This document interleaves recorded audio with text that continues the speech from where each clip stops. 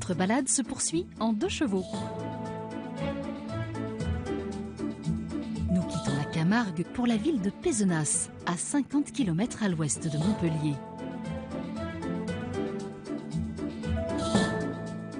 Avec son mari, Gersande de Saint-Exupéry a repris un vaste domaine viticole à Mougères, sur les hauteurs de Pézenas, au pied d'une chartreuse du XVIIe siècle. J'ai épousé quelqu'un qui était passionné par cette région, qui est une région brute, mais très intense, avec des lumières sublimes et une architecture hors du commun.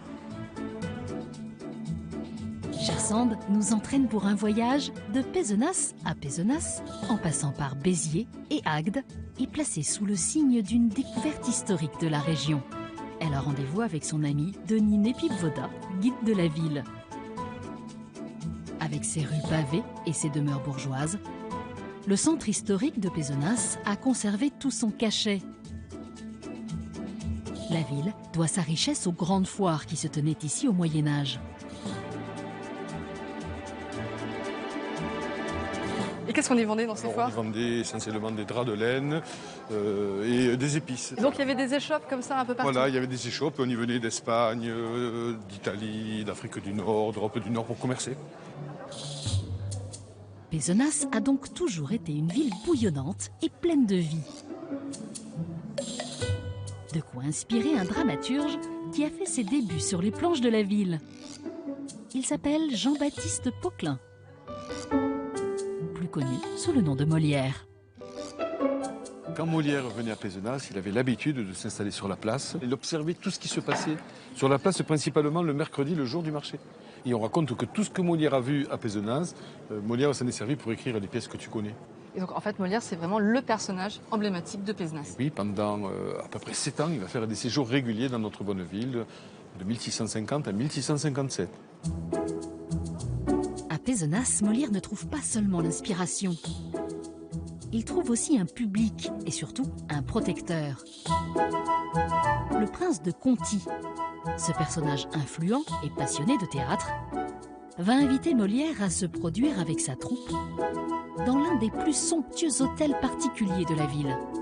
Oh, on n'aurait jamais imaginé à l'extérieur tomber là-dessus. Ah ouais. Voilà, tu vois, Gersande, nous sommes ici à l'hôtel d'Alphonse. Et c'est un endroit vraiment incontournable pour l'histoire de Molière et Pézenas, puisque c'est ici qu'en 1655, il va créer l'une de ses premières œuvres connues, qui est le Médecin volant. Et la même année, il reprend une œuvre créée l'année précédente à Béziers, qui est L'Étourdi. Ah oui, donc c'est vraiment ici qui commence sa création. Ah oui, c'est vraiment ici que Molière se révèle en tant qu'auteur, puisque jusqu'à présent, il a repris le répertoire des comédiens italiens, et maintenant, il crée ses propres œuvres. Oh, mais dans un décor pareil, on imagine très bien Molière en train de jouer. Et quand on voit le magnifique cadre formé par ces loggias, tu vois, et les superbes jardins qui vont au XVIIe, on ne peut qu'imaginer que c'est ici que Molière a créé le Médecin volant. L'esprit de Molière n'a cessé de planer sur Pézenas et son héritage est encore aujourd'hui bien vivant. Pour s'en rendre compte, il faut pousser les portes du théâtre de la ville. Le théâtre a été construit au début du 19e siècle dans l'ancienne chapelle des Pénitents noirs. Alors il ne reste plus grand-chose de la chapelle, mais tu vois, la voûte qui est là a été conservée. Pour donner ce théâtre magnifique et qui est encore vivant. Oui, alors c'est un tout petit théâtre par sa taille, mais grand par ce qui s'est passé. Et tu sais que la Comédie Française est venue à plusieurs reprises ici. Ah, mais la Comédie Française, je croyais qu'elle quittait jamais Paris. Eh bien si, elle est venue à Pézenas pour rendre hommage à Molière. Il y a 3 reprises, elle a joué dans ce théâtre. Et bien sûr, on a joué le répertoire de Molière dans ce petit théâtre. Donc ça veut dire qu'on continue à jouer Molière ici? Et on joue Molière de temps en temps, mais aussi on fait des créations contemporaines. D'hier à aujourd'hui, les plus grands se sont produits sur ces planches. C'est d'ailleurs ici que Marcel Pagnol a prononcé cette phrase. Si Jean-Baptiste Poquelin est né à Paris, Molière est né à Pézenas.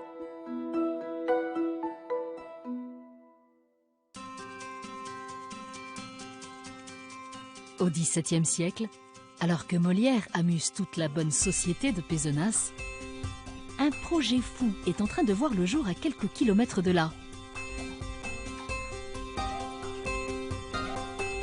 C'est le canal du Midi, conçu pour relier Toulouse à la Méditerranée sur 240 km. À Béziers, Gersande retrouve Jacques Nougaret, un passionné de patrimoine, pour découvrir l'ouvrage architectural le plus spectaculaire du canal, l'écluse de Fonceyranes. Et donc là, on est sur le canal du Midi. Le canal du Midi qui s'appelait le canal royal du Languedoc, parce que ça a été construit au XVIIe siècle. Mais alors du coup, ah oui, c'est donc tout ça date du XVIIe siècle. Les écluses ont été faites en 1678 et 1679. À cet endroit, Pierre-Paul Riquet, le concepteur du canal, se retrouve face à un défi technique. Le terrain est accidenté et le dénivelé très important. Il va donc imaginer une succession d'écluses pour permettre la navigation. Ça paraissait quand même un peu insurmontable à l'époque. Pour lui, rien n'était insurmontable, la preuve. Il a voulu à tout prix que le canal passe par sa ville natale, Béziers. C'était un obstiné, Riquet. C'était un homme qu'on n'arrête pas, un homme d'entreprise. Un homme du coin. Un Mitterrand. À force d'acharnement, Pierre-Paul Riquet parvient à concevoir un ouvrage composé de 8 bassins et 9 portes, permettant de rattraper un dénivelé de 21,50 m. Pour l'époque, c'est une véritable prouesse qui a nécessité de réinventer l'architecture des bassins. Alors moi j'ai une question, Jacques. Les canaux, c'est droit, c'est rectangulaire, etc. Oui. Pourquoi cette forme? Parce qu'au début, les bassins étaient rectangulaires et la pression des eaux faisait exploser les pierres. Ces remarquables pierres en calcaire coquillé. Et donc, ils ont inventé cette forme arrondie, ovale, oblongue plus exactement, la forme d'un ballon de rugby. Ah, hein, ça ne vous étonne pas. Non, parce qu'on est dans la capitale du rugby. Exactement, Ici. Béziers, 11 titres de champion de France. Mais vous pensez que Pierre-Paul Riquet, il savait déjà que Béziers serait la capitale du rugby? Quand on est biterrois, madame, on sent tout ça, on le sent, on voit notre avenir. Cette forme arrondie a donc permis à ces bassins de résister à la pression des eaux. Au fil du temps, l'ouvrage de Pierre-Paul Riquet a été automatisé. Et les écluses fonctionnent toujours dans les deux sens, avec une règle de navigation simple. Le matin, en remontant le canal, et l'après-midi, en le descendant. Là, on est en train de vider le bassin pour être au niveau du bassin inférieur.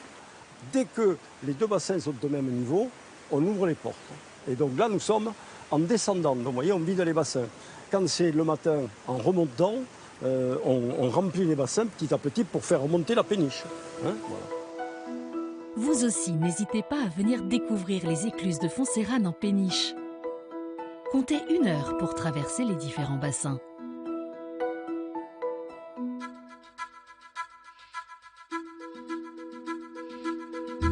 On quitte le XVIIe siècle pour ouvrir une autre page de l'histoire du golfe du Lion. Une histoire méconnue et plus récente, qui a eu pour théâtre le port d'Agde et cette plage de la Tamaricière. C'est là que Gersande retrouve David Malen, un spécialiste de la Seconde Guerre mondiale. En 1942, cette plage est devenue un lieu stratégique pour les Allemands. Les Alliés débarquent le 8 novembre 1942 en Afrique du Nord. Donc les Allemands, que font-ils? En représailles, ils envahissent la zone sud, la zone libre. Donc, voilà. Donc le 12 novembre au soir, les Allemands arrivent et commencent donc leur première fortification sur les plages de la Tamaricière. Alors pourquoi cette zone ici à Agde est aussi stratégique pour les Allemands? Pourquoi? Parce que vous avez le port d'Agde. Le but d'un débarquement, c'est de débarquer les soldats, bien sûr, mais aussi il faut débarquer les vivres et l'armement. Donc il faut un port. Voilà, donc le premier but, c'est défendre sur l'entrée du port, l'embouchure de l'Hérault. Les Allemands fortifient donc cette plage et transforment toute la côte en une zone militaire lourdement protégée. Un système de défense appelé Sudwall ou mur de la Méditerranée. Là, si je fais un voyage dans le temps et que je rouvre les yeux, qu'est-ce qu'il y a sur la plage? Alors il faut s'imaginer, dans un premier temps, sur la plage, des chevaux de frise, du barbelé, différents bunkers. Il avait énormément, il avait une 50aine. Et chacun abritait un canon. Plus de 900 bunkers étaient ainsi déployés sur toute la côte méditerranéenne. La plage de la Tamaricière ne sera jamais attaquée. Car c'est finalement entre Toulon et Cannes que les Alliés débarquent en août 1944. Les Allemands quittent alors précipitamment les lieux et font exploser les bunkers de la première ligne pour éviter que leurs armes ne tombent entre les mains des Alliés. Avec son association, David a réhabilité l'intérieur d'un bunker pour comprendre comment la vie y était organisée.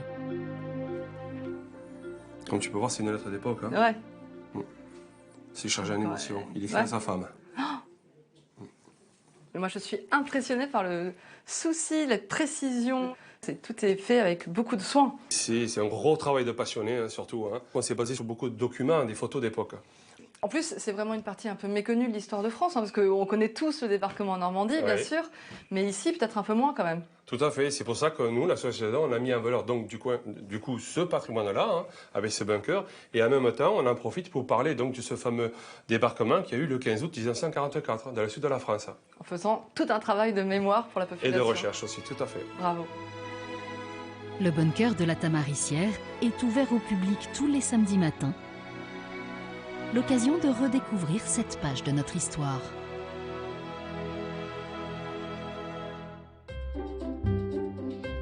Pour Gersande, il est temps de reprendre la route de Pézenas, car elle est attendue par Maxime l'Allemand pour découvrir une autre histoire, culinaire cette fois. Ce jeune pâtissier a accepté de lui révéler les secrets de fabrication du fameux petit pâté de Pézenas. Avant de les goûter, tu me donnerais la recette? Oui, je vais essayer de te donner pas mal d'infos. Tout, je pense pas. Ça reste secret. Mais... on va quand même essayer. On va essayer. Tu m'emmènes? Allez. On y va.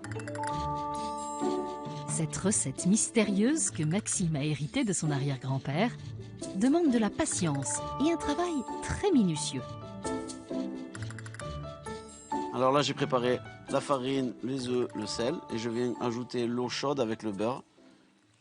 Maxime, dis-moi pourquoi tu mets de l'eau chaude? Alors on met de l'eau chaude pour venir casser l'élasticité du gluten, pour avoir une pâte qui est beaucoup plus facile quand on va venir façonner la bobine du petit pâté. C'est un des secrets du petit pâté de Pézenas. J'en ai un. Voilà, un.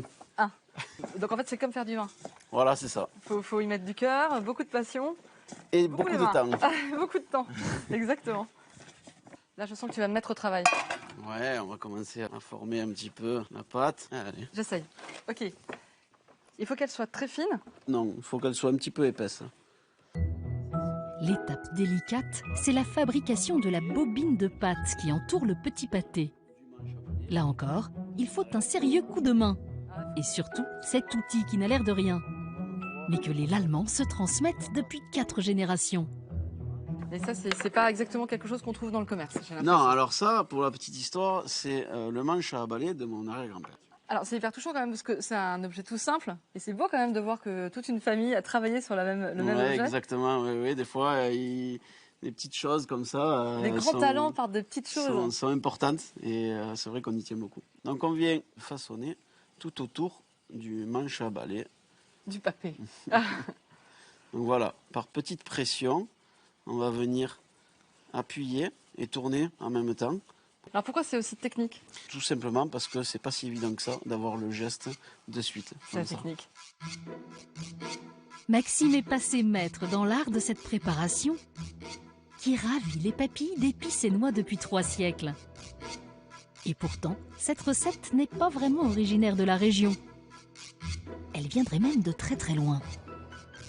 Alors voilà, c'est comme ça qu'on sait qu'il y en a un qui a du talent et l'autre qui débute. Voilà. Cette recette est arrivée en 1766 par un lord anglais de retour des Indes, donc le Lord Clive, et qui s'est arrêté à Pézenas avec toute sa cour. Et en remerciement de l'accueil que leur avaient fait les Picénois, son cuisinier a laissé la recette à tous les pâtissiers de Pézenas qui l'ont conservée depuis toutes ces générations. Alors maintenant, on passe à la farce. Allez. Pour garnir les petits pâtés, Maxime mélange la même quantité de gras noble et de viande maigre d'agneau, de sucre blanc et de sucre roux. Alors moi, je suis très étonnée que tu mettes du sucre dans une recette qui est quand même plutôt salée. Et oui, je t'ai parlé de ce cuisinier de Lord Clive qui était indien. Donc du coup, c'est lui qui a amené cette particularité sucrée, salée chez nous, parce que nous, on n'avait pas forcément l'habitude d'avoir cette association de goût sucré-salé. C'est peut-être pour ça que les Piscinois l'aiment autant. Oui, c'est pour qu'ils en ça. sont aussi fiers. C'est pour ça, oui. Du coup, on va remplir le petit pâté. Voilà. Jusqu'en haut. Et voilà. On va venir le fermer, le sertir avec un petit chapeau très fin. Après 30 minutes de cuisson à 200 degrés, les petits pâtés sont prêts à être dégustés. Alors, il y a une petite particularité, c'est que les Piscinois le retournent comme ça pour le déguster et croquer dedans. Délicieux. Merci beaucoup.